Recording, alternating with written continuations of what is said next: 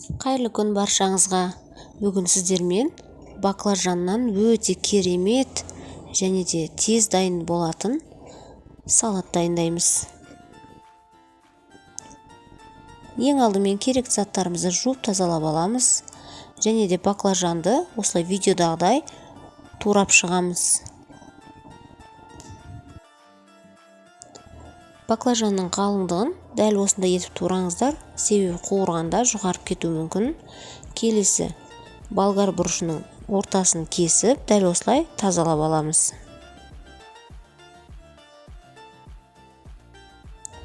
Болгар бұрышын ұзынша етіп турап шығамыз.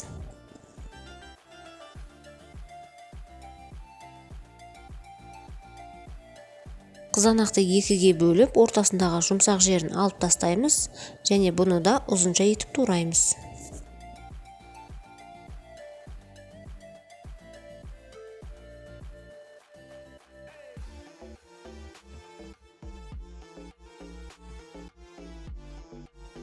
Дәл солай қиярды да сыртын ашымай ұзынша етіп турап шығамыз. Барлығын бір ыдысқа саламыз.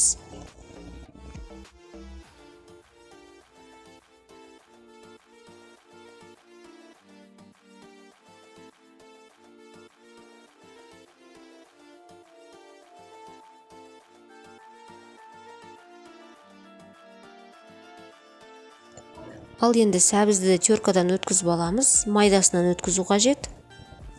Және бұны де осы ыдыстың үстіне саламыз. Ал енді пиязды майда етіп турап дайындап қоямыз. Бұл қазір бізге қуырғанға қажет болады.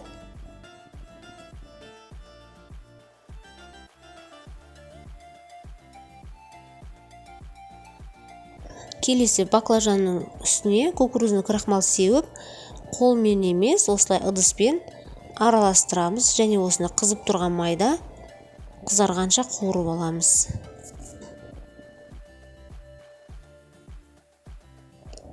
Біздің қуырылған баклажандарымыз өте қытырлақ әрі өте ерекше болып шығады.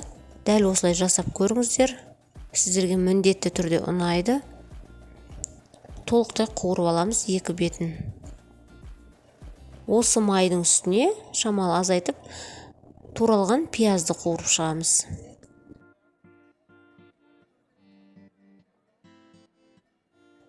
Дәміне қарай тұз және де қара бұрыш себеміз. Осы пияздың үстіне қызанақтың жұмсақ жерін майдалап турап, оны де саламыз. 2 минуттай қуырамыз. Осының үстіне енді болгар бұрышын салып, 2-3 минуттай қуырып аламыз.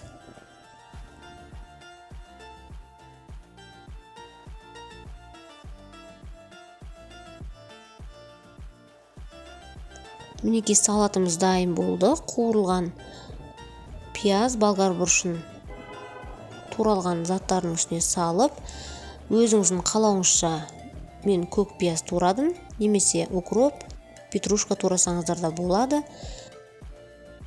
1 ас қасық соевый соус құямыз, және де паприка, қара бұрыш, өзіңіз ұнатсаңыз қызыл бұрыш та сепсеңіз болады. Жақсылап араластырып, дастарханға ұсынсаңыз болады. Дәмі өте керемет әрі ерекше. Достар, менімен бірге болыңыздар. Мен сіздерге бұдан кейінде өте керемет рецептілердің мәзірін ұсынатын боламын. Сіздермен болған рецептілер Розадан. Менімен бірге болғандарыңыз үшін алғысым шексіз. Сіздерді бұдан кейінде өз арнамда күтетін боламын.